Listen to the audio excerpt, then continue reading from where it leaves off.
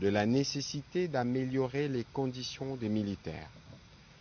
Rappelant que notre nation traverse actuellement une crise sécuritaire sans précédent dans l'Est de la République, conséquence de l'agression inacceptable perpétrée par le Rwanda et ses alliés, notamment le groupe terroriste M23.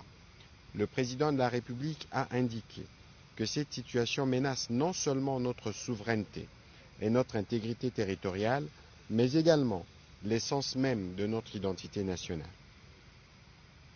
Il a rendu hommage à nos vaillants soldats, placés en première ligne de la défense de notre patrie, qui se dévouent chaque jour au service de la sécurité et de la paix, risquant leur vie pour assurer notre sécurité.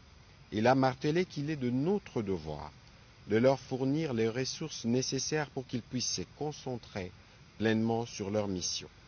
Le président de la République a demandé la mise en œuvre immédiate des mesures destinées à augmenter leur solde des primes de combat, en particulier pour ceux déployés en zones opérationnelles.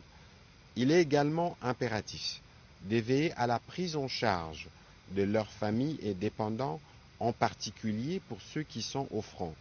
Les enfants et les épouses de nos braves soldats méritent soutien et attention, car ils portent aussi le poids de cette guerre, d'où la nécessité de mettre en place des mesures concrètes pour alléger leur fardeau et assurer leur bien-être.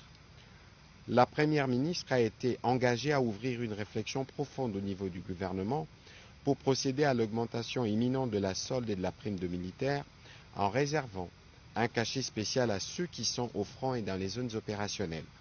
Le président de la République a insisté sur l'obligation de veiller à ce que tout droit et dû dégager en leur faveur parvienne en temps utile à chaque destinataire directement ou à ses ayants droit.